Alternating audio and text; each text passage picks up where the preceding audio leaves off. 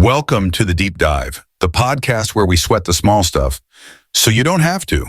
From real stories to expert advice, we're here to uncover everything about hyperhidrosis and empower you to take control. Ready to dive into the world of sweat and solutions? Let's make a splash. Hey everyone, welcome back. Ready for another deep dive? Always. Awesome. Today we're heading to Kenya.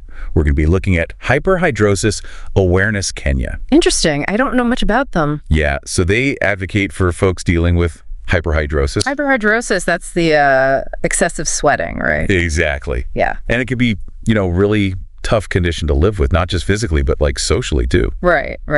Makes sense. So what kind of stuff did this organization actually do? Well, they do a lot to raise awareness, obviously, but they're also super focused on finding solutions, like treatments and stuff. Okay, so like what, like medications or? Yeah, they're looking at all sorts of things, topical treatments, creams and things, but also like specialized equipment. There's this thing called the Forest machine. Forest machine, huh? What's that do? Uses something called iontophoresis. It's basically where they use a mild electrical current to try and reduce the sweating. Interesting. Sounds kind of high tech though. Probably expensive. Yeah, and that kind of leads into the biggest challenge they're facing. Money, or rather the lack of it. Yeah. Funding's always an issue, huh? Especially for, conditions that aren't as well known. Right. And, we actually heard from the founder, and they were saying they've been like knocking on doors, trying to find support, but it's been tough. I bet. So what does that actually mean for the people they're trying to help if they can't get funding? I mean, it makes accessing those treatments, even the basic ones, really difficult. Right, of course. And I imagine the cost of things doesn't help. Absolutely not. Especially with how the Kenyan shilling's been fluctuating against the dollar. A lot of these treatments are priced in dollars, and when the dollar goes up... Yeah, their buying power takes a hit, big time. Exactly. Like one brand of topical treatment we saw went from 2,500 Kenyan shillings to 8,000.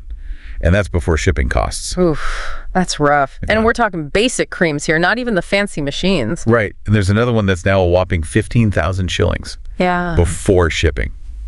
It's insane. It's wild. I mean, it makes you realize how much something like currency exchange can actually affect people's health, like directly. It's a huge deal. And, thinking about the people in Kenya dealing with hyperhidrosis, it's not just the physical discomfort. Oh, yeah, for sure. It can really mess with your self-esteem, confidence, Totally. Like it can affect your work, your social life. That's a big deal. So like these organizations, they're not just treating a physical condition.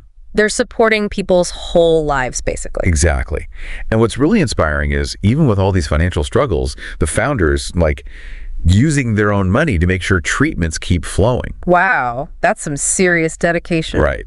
But it does make you wonder, what else can be done? They need more sustainable solutions, For sure. Have they tried, reaching out to international organizations, maybe ones that focus on hyperhidrosis or even just, global healthcare access? That's a good idea. Maybe they could even do, crowdfunding campaigns.